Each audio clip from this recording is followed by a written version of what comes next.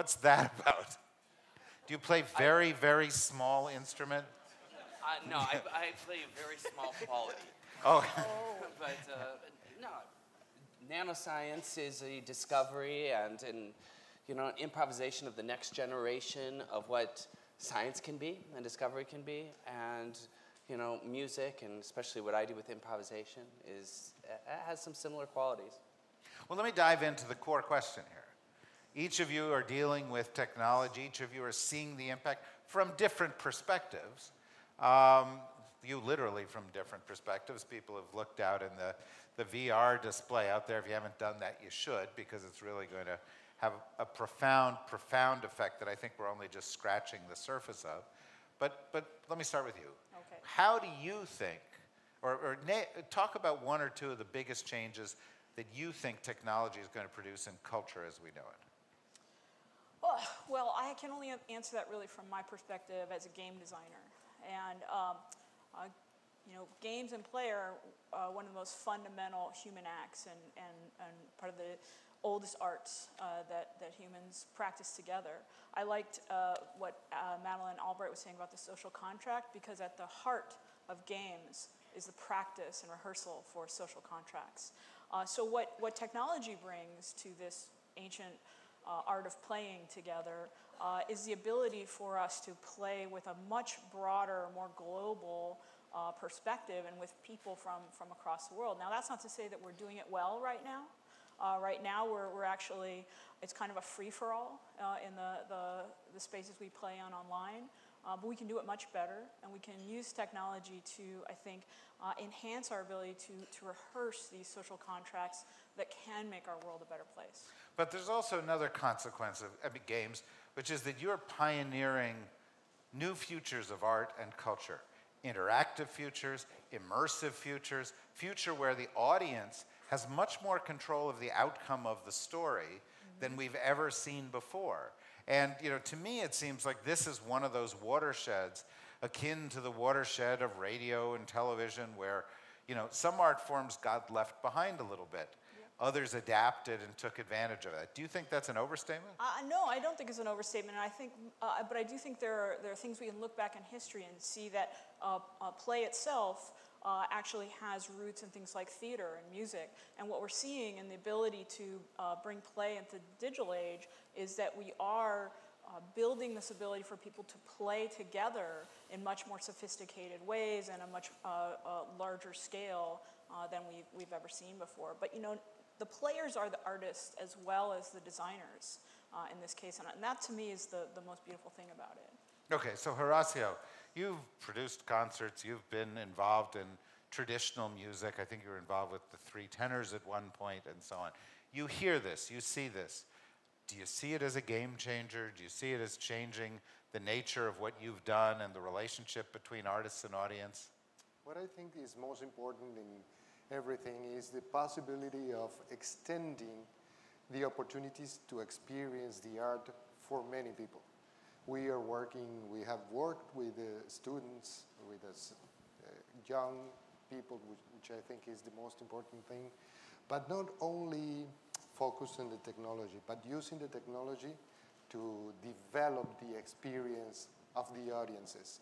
How do we connect with them? And especially, for example, we have a program where we get together our students, 350,000 students at the university that are connecting with the art for the first time. And what they value the most of participating in our program is the possibility for them to say what they're thinking, to be participating in what the arts in the university or in the country are happening. So how do we use technology to celebrate the diversity in the world and the diversity in the arts and the possibility to understand each other in a better way? Okay, so there is a beginning of a movement to try to understand this. Aaron, when I think about this, I think about, I don't know, my mind runs a little bit wild, but you think about virtual reality. I've seen and experienced it in a bunch of different kinds of settings, and you sort of think, I could make a movie where I could walk down a hall and choose a door and have a different story each time.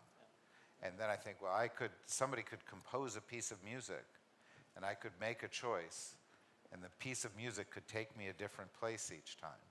And is that far off, that kind of a future? No, I think it's actually today. I mean, it's not evenly distributed, but it already is. So that's not a very visionary thought on my part. No. Yeah, I think it's just the tip of the iceberg. It's what makes virtual reality so exciting right now. Is it's pretty undefined. I think people look at it and they immediately think, oh, this is a video game or this is a movie. And in actuality, I think it has the potential to be its own medium in its own right. It's kind of what people do is we start off by imitating, to your point. You know, if the first plays were, the first books were read on the radio, the first radio, everything's kind of imitating the past medium. So I think in VR now, we have this opportunity to say, okay, what's happening here? From the ground up, how can we create experiences that are nonlinear, that are personally referencing your own data, potentially, that are connecting you with other people?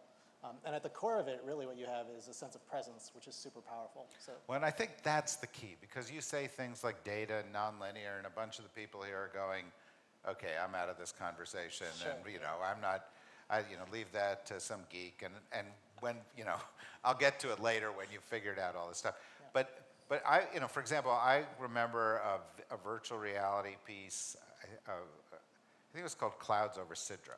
Right, which was a walk through a refugee camp. Yeah. And the ability literally just to turn around, to look at somebody and then to turn around and notice that their child was here, was profoundly moving in a way that I had not been moved by film before. Yeah. And all of a sudden you say, this has different emotional, it's not just three-dimensional or virtual reality, but it's got different emotional dimensions associated with it. That was the first project that we created in a partnership with the United Nations. And we actually took it to the World Economic Forum in Davos, and we put world leaders there on the ground. And what's really happening in that project... That's a fun crowd, by the way. It felt important. It was basically this opportunity to have a photorealistic connection, and with that, stereoscopic photorealism, again, back to the nerdiness, you actually see and make eye contact with a young girl who's taking you around what her daily life is like. So for people who would never have access to that environment, all of a sudden they were there. And they were also having some of their own discoveries. Interactivity doesn't necessarily mean I'm throwing a ball against the wall. It also means, oh, I'm looking around and noticing the underside of this is actually a UN logo. And I'm having the kinds of discoveries I have when I'm there present in a place, and it makes me feel more like I'm driving it and more connected to what I'm doing. There's another thing that happens, which is a sense of vulnerability, where I think you feel, you truly forget that you're not actually there, even if only momentarily.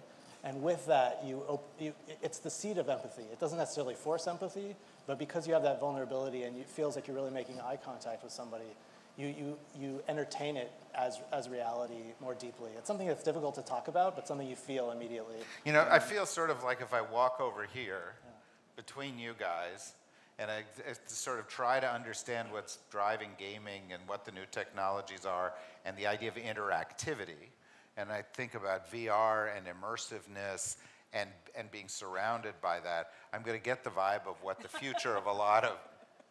It's not happening. But I thought, I was going to get a little bit that feeling of where the future is going to go. But I think there's an interesting challenge here for artists. This is profound, this is adding to the palette geometrically in terms of your choices as an artist, but you have to know you've got the choice in the first place. And I think one of the interesting things about Pioneer Works, which we talked a little bit about with Dustin earlier, is that it's sort of trying to put scientists and technologists in proximity to artists so they can begin to understand and experiment. And it seems to me that's vitally important for all of the missions we're talking about here. If you want to reach people, touch people, you ought to know what the tools are. But it's a challenge, right, or not? Well, it's less of a challenge than you would think once you've created a place for people to, but I think, be immersed and also to have a chance to explore. When we're in a place where there are music and art and science, it's not about, and technology such as VR, it's not about forcing anybody to do any of those things. It's about living amongst each other and feeling what that inspiration is that will then foster new creativity for the thing you're working on. If you're not a programmer or director that is creating new technologies like gaming or of VR experiences, and you're a visual painter, this can inspire that. If you're a scientist like myself, new discoveries can be made by questions that are asked. How? Give me an example. Well, I used to, I spend a lot of time in that particular organization. I mean, you're a serious scientist. You're a teacher at Columbia. You're in both worlds here, right? Yes, I am in both worlds. I think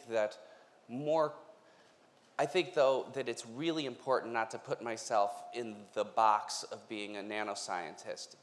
Yes, I went get a PhD, worked on something very specific, but it's really the taking in of inspiration and being able to build something. I make a microscope, for instance, that sees things that nobody else has seen before. So how to work with that and create new things from that? We use virtual reality as a way to navigate through those landscapes. So I would need these types of technologies to say, well, how are we going to do one of the greatest, most important things, which is atomic scale manufacturing?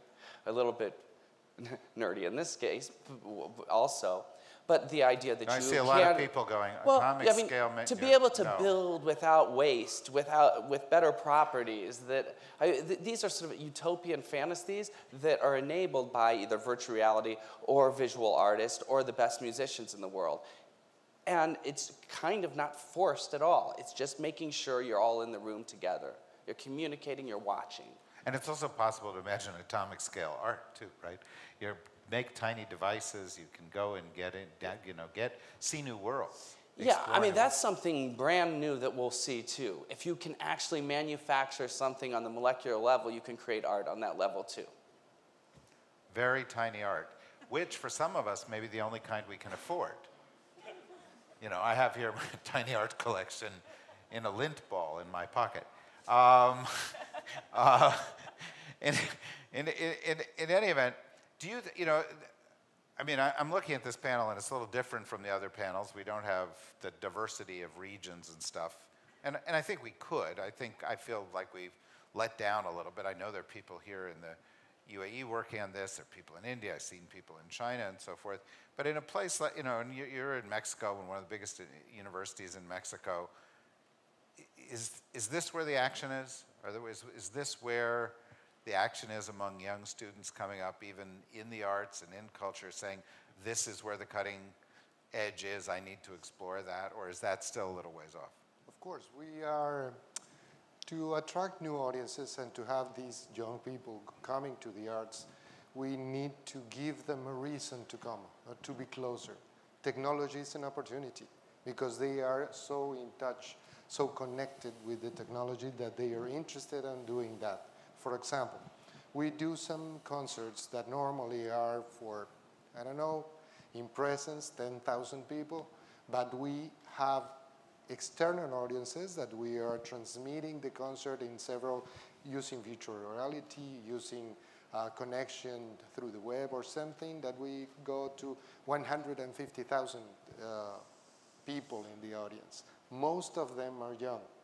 So how the technology is opening the opportunity for everybody to get connected to what is happening in the arts. So as a dream, I was thinking the possibility from this very diverse audience and very diverse possibility of being colleagues on this is, what if we have the opportunity to see what is happening with the arts in the Middle East?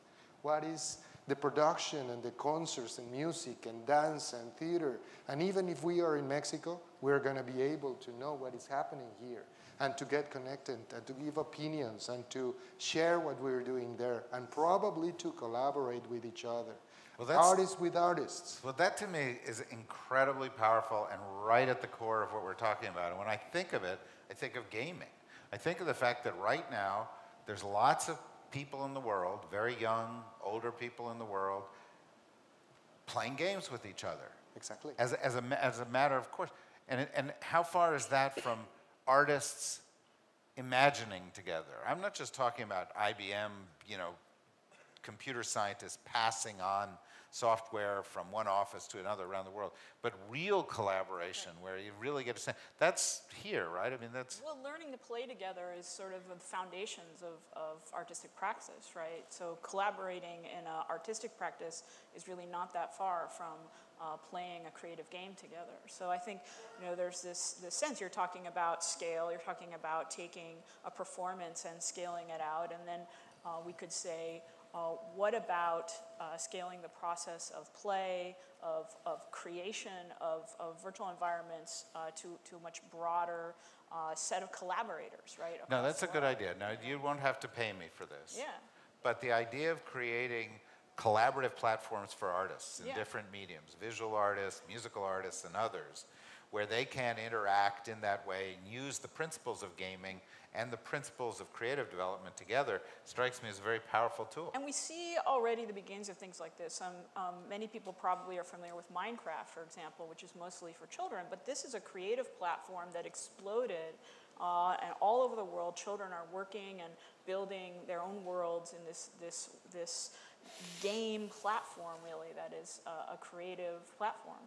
Yeah, and then raises the idea of truly global, borderless collaboration, which is very, very, very powerful idea in the context of a discussion like that. You want to say something?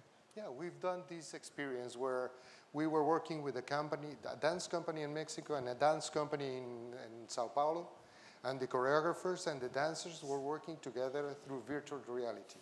So they were creating a piece through the web, through the media and something, and after a couple of months of working, they came together and they performed from the very first time without having more rehearsals together, alive. So it's something that is it's the fantastic. Technology happening. It's fantastic.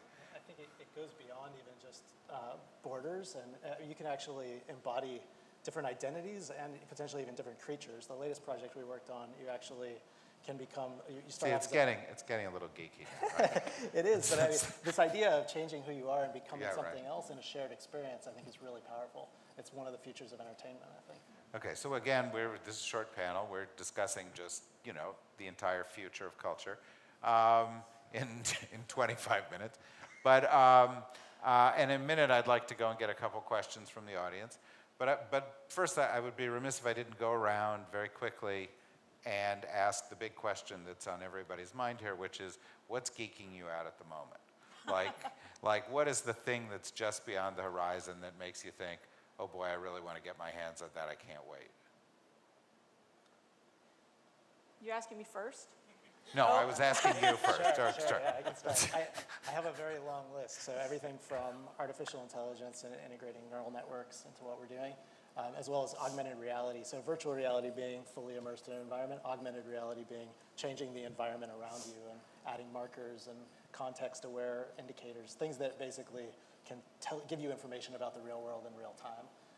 So I think, especially the combination. You're the guy who's going to make the matrix real, right? We're just all going to all end up inside your brain and never able to escape. There's a lot of fun stuff to build. I've been working on it. We'll see. That's scary. Okay, you're frightening me. What?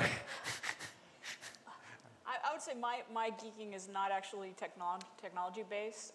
I am really fascinated by play that is what I'll call reflective in nature, and that is play that acknowledges and respects the experience of the human that is playing in the system, and I think we need to take bounds and leaps forward in how we build games that actually draw out of us the kind of responses that more traditional media forms are able to do. We have a lot of work to do, and I'm geeking out on actually being, having the platforms that articulate enough that we can actually make something as beautiful as some of the other artists in this room.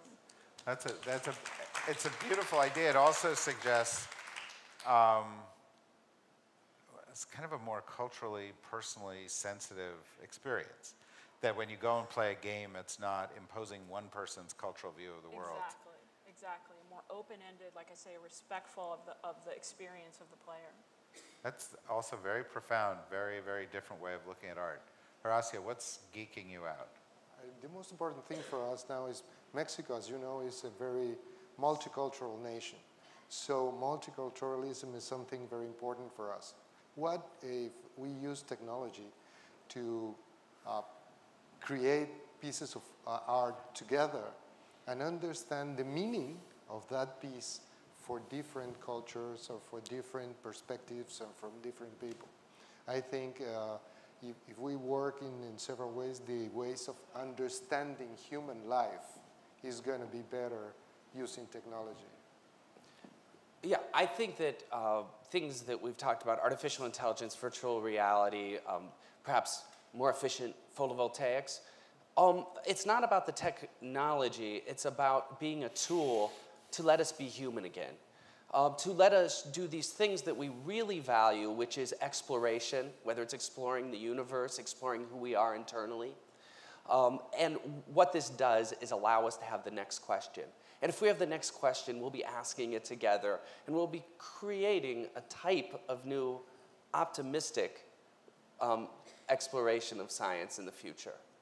Okay, I'm going to do one question, then I think we've got one more musical act, right? Before we, okay, so one question, I'm going to auction it off here.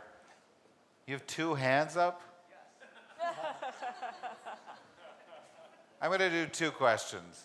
And I'll go to you, but here you go. Is my box on? Oh, hello. Whoa. Very exciting. I'm Sarah from Boston. I guess my question is about, you're talking about the most beautiful, positive side of using these tools and what might be possible. I'm just wondering about the things that maybe are concerning to you about these technologies and how you frame that ethically for yourselves as you're working. You know, like kind of what keeps you up at night about what could happen with these when it's used not in the right way. Okay, Tracy, just quickly. We've got about 30 seconds. Yeah, so again, as a game designer, one of the most important things you can do is constrain players so that beautiful things can emerge from those constraints. And so early systems we've seen designed from a technological point of view and not from a player perspective have not dealt with those creative constraints that actually help us to behave well. And so one of the things that concerns me, one of the things that I've seen happen is a sort of degradation of behavior when we're put in the free-for-all of the way that current communications technologies work on the internet. But all that interaction, all that creativity, everything is data that's being saved somewhere. Well, I'm not, you know, that's not what I'm looking for is data. I'm looking actually for constructive, meaningful experience. No, I understand. But I'm just going to Sarah's question, which is somebody's got a lot of data on what you want to play at. That's a little, that gives you pause, right? It does. Very quickly. Okay. My name is Patrick Cook. I actually teach augmented virtual reality to Emirati girls here at Zayed University.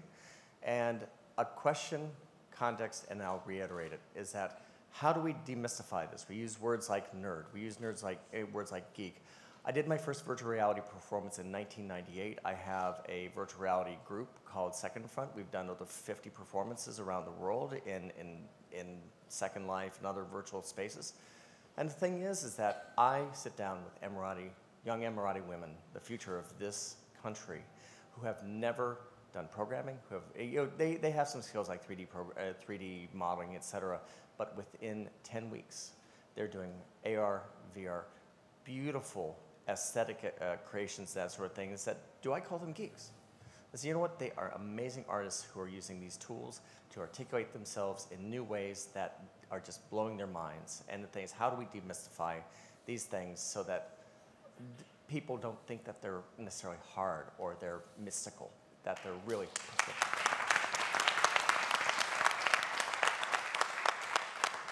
It feels like it's all about tools and access at the end of the day. It's a big part of why I've been a proponent of open source technologies, so people have the ability to rip them apart and play with them and experiment. Early things like the processing programming language, which were made for artists and educators and different types of people that make it a lot easier and don't nerd out on access control, but get people immediately playing and iterating and having a process. I just want to add, I do believe it is about access, but it's also about community, and what you're talking about is building a community of support for these young women to allow them to build identities as makers in this field, and that's critical. Okay, I try to do all this seamlessly, so you don't think there's any work here, but I just want to make sure we're set up for the next thing. Are we? Oh, okay. Hi. That's been a great discussion. I really think it's the tip of the iceberg. We've got another couple of discussions that are focusing on innovation, so we're going to carry this forward. And those of you who had questions will be able to ask those questions. But there's two things that are going to happen between that and now. One is we've got one more performance. Well, actually, three things. One is we have one more performance, and two, there's another break. Then there's a break after that. But before that, you all have to join me in thanking this terrific panel for their great job.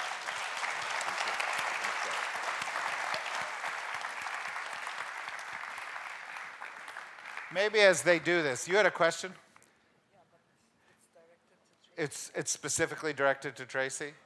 Did anybody have a comment on any of this? That I don't know that I don't want to behead anybody here.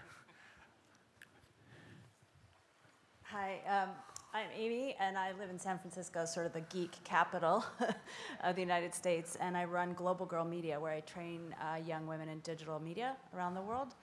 And I'm really interested in the application of VR to journalism and what they call immersive journalism, but I'm also piggybacking on Sarah's question around we don't really have an ethical roadmap in this era of fake news, and kids are automatically already attracted to kind of alternative news sources. I don't really call Facebook or Snapchat a news source, but that's what it's becoming without the kind of checks and balances that traditional news sources have.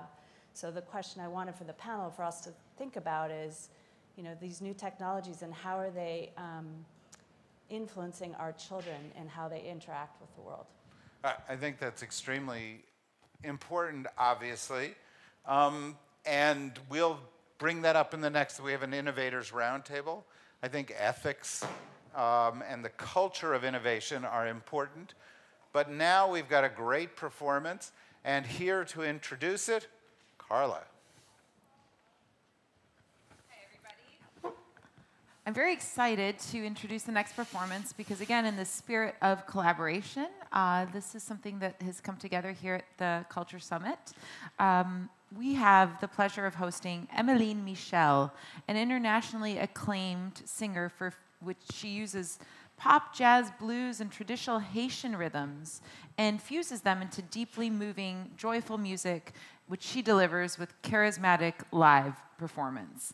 She's been hailed by the New York Times as a diplomat of music and the dancing ambassador with a voice serene and warm like the breeze.